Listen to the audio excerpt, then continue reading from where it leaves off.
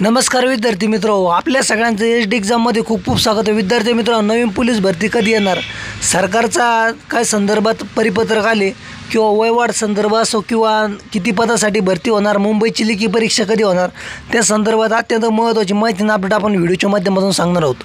शेवटपर्यंत व्हिडिओ बघा, अर्धवट व्हिडिओ सोडून जाऊ नका, शेवटपर्यंत बघा। आणि जर चॅनलवर नवीन असाल तर लगेच चॅनलला प्लीज सबस्क्राईब करून घ्या।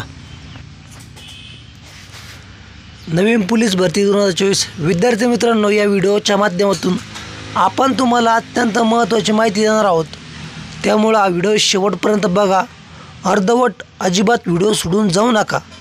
राज्य सरकारने नवीन पोलीस भरती कधी करणार या संदर्भामध्ये बरेच विद्यार्थ्यांच्या आपल्याला कमेंट असतात, त्यानंतर मुंबईची लेखी परीक्षा कधी होणार त्या संदर्भात सुद्धा कमेंट असतात। तर विद्यार्थी मित्रांनो, 100% ही मुंबईची लेखी परीक्षा निवडणूक झाल्यानंतर शासन करू शकतं। साधारणतः तरी डिसेंबर महिन्यामध्ये लेखी परीक्षेचं नियोजन असू शकतं। पण विद्यार्थी मित्रांनो, तुम्हाला एक महत्त्वाचं सांगणार आहे की आता सध्या निवडणुकीचा कार्यकाळ असून राज्य सरकार ही निवडणुकीमध्ये व्यस्त आहे, त्यामुळे आता नवीन सरकार निवडणुकीनंतर कोणतं येतं त्याच्याकडे सर्वांचं लक्ष आहे। जर परत पुन्हा महाविकास आघाडी सरकार आलं तरी ते पोलीस भरती करतील, कारण की मागील ज्या सरकारने जे पण विद्यार्थ्यांना आश्वासनं दिले आहे ते या नवीन सरकारला पूर्ण करावीच लागेल, नाहीतर विद्यार्थी संतापतील। जनतेचा संतापचा सामना सरकारला करावा लागेल। त्यामुळं सरकार कोणाचं आलं तरी 100% पोलीस भरती मोठ्या प्रमाणात होणार आहे।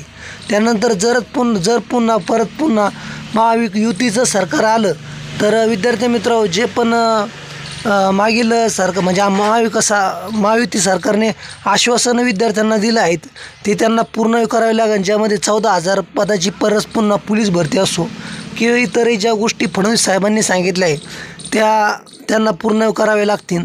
त्यामुळे तुम्ही चांगली तयारी ठेवा आणि सरकार कोणतंही आलं तरी 100% पोलीस भरती होणार आहे। त्यामुळे तुम्ही सध्या फक्त तयारीवर, प्रॅक्टिसवर आणि सरावावर लक्ष असू द्या।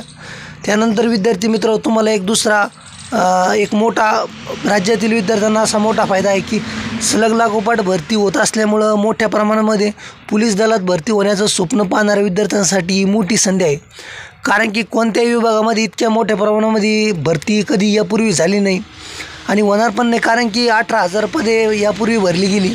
त्यानंतर 17,000 पदे अशी जवळजवळ 35,000 पदासाठी मोठ्या प्रमाणामध्ये सरकारने येत्या 1.5 ते 2 वर्षामध्ये भरती केली। त्यामुळं राज्य सरकार नोकर भरती संदर्भात सकारात्मक दिसत असून येत्या काळामध्ये सुद्धा मोठ्या प्रमाणामध्ये भरती करू शकतो। कोणतंही सरकार आलं तरी भरती प्रक्रिया होणार आहे, कारण की मोठ्या प्रमाणामध्ये रिक्त पदे आहेत। काही दिवसापूर्वी एक रेल्वे विभागाचा भयानक व्हिडिओ व्हायरल झाला होता, ज्यामध्ये एका कर्मचाऱ्याचा रेल्वे डबे जोडत असताना मृत्यू झाल्याची घटना तुम्ही बघितली असेल किंवा एक व्हिडिओ व्हायरल झाला होता।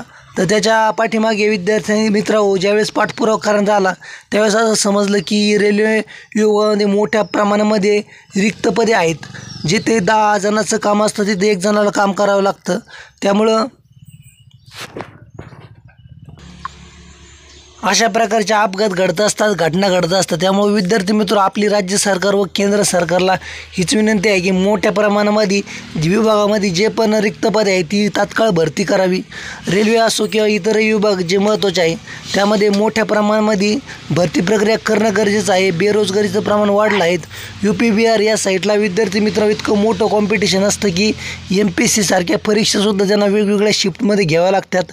एका शिफ्टमध्ये परीक्षा घेणं शक्य नाही आहेत। त्यामुळे विद्यार्थी मित्र, तुम्ही विचार करू शकतात की किती मोठ्या प्रमाणामध्ये बेरोजगारी आहेत। पोलीस भरती सारख्या ज्या UP बिहारला जी पोलीस भरती होते तिथे 18 आणि 20,000 पदासाठी भरती होत असते ती, परंतु तिथे विद्यार्थी मित्र 40, 45 लाख उमेदवारांचे अर्ज तिथे येत असतात, फॉर्म भरले जात असतात। त्यामुळे तुम्ही विचार करू शकतात की महाराष्ट्राच्या तुलनेमध्ये राज्यामध्ये म्हणजे भारतामध्ये इतर ठिकाणी किती मोठ्या प्रमाणामध्ये बेरोजगारी आहेत।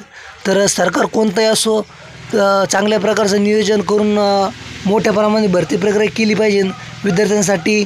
त्यामुळं सरकारला हीच विनंती की मोठ्या प्रमाणामध्ये जे पण रिक्त पदे आहेत ती मोठ्या प्रमाणात भरून तुम्ही मोठ्या प्रमाणामध्ये नोकर भरती करावी। तसं विद्यार्थी मित्रांनो, बेरोजगारी नष्ट करावी, कारण की खूप मोठ्या प्रमाणामध्ये बेरोजगारी काय लागतं